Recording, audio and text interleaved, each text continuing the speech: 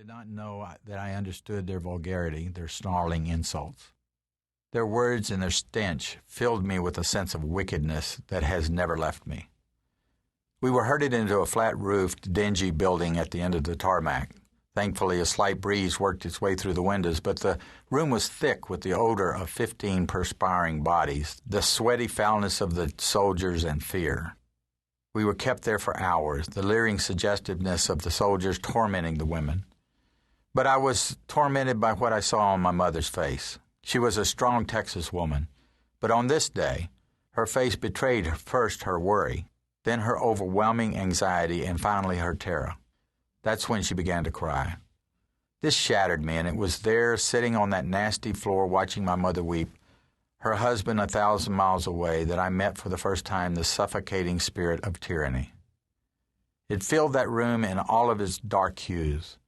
The disregard for life, the soul-killing domination, the complete absence of choice, the stinking wet blanket of helplessness, the brute power that obliterates individuality, the constant threat of death. On that steamy Havana tarmac in 1959, Fidel Castro did me a favor. He showed me the contorted face of leftist tyranny and let me feel the wickedness which gives that tyranny its strength. Though I did not understand it at the time, that day in my young life formed a kind of commission. My purpose on earth would ultimately become about the fight against socialist oppression in all its forms. This, then, is my life. This is my battle. This is the story I'm eager to tell. I came into politics because I was devoted to a body of ideas. I know this defies the caricature. Conservatives are supposed to be the country club set, come to government to preserve their privileges, aren't they? They aren't supposed to have ideas. They are supposed to love profit and sing the praises of the free market. But ideas? No. Liberals expect conservatives to rape the land, oppress the poor, worship weapons, celebrate dictatorships, and make government the handmaiden of the rich. Nothing could be further from the truth. In my case, I had come to love a set of ideas, and these are what propelled me toward government. These ideas were not new, though. They had been championed by Edmund Burke and John Adams, by Alexander Hamilton and Fisher Ames. They had been explained to my generation by William Buckley and C.S. Lewis, by Russell Kirk and Malcolm Muggeridge. And they had been thundered into the political marketplace of ideas during my lifetime by men like Barry Goldwater and Ronald Reagan. These ideas were simple, and yet they so challenged the course of the 20th century that they seemed radical when I first went to Washington. There is a God, and because this is true, there is absolute moral truth.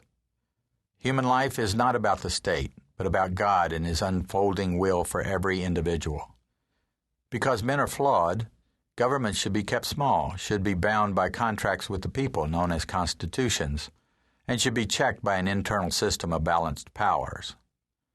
Political power should be decentralized so that the state and local governments that are closest to the people have the greatest authority to shape their lives.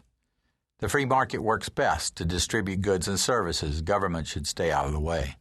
Taxes are a necessary evil, and so should be kept small, fair, and few. This way of life, this American system, should be protected by avoiding entangling international alliances, fiercely guarding the nation's borders, clinging tenaciously to the ways of the Founding Fathers, and making sure that all these values are impressed on the next generation.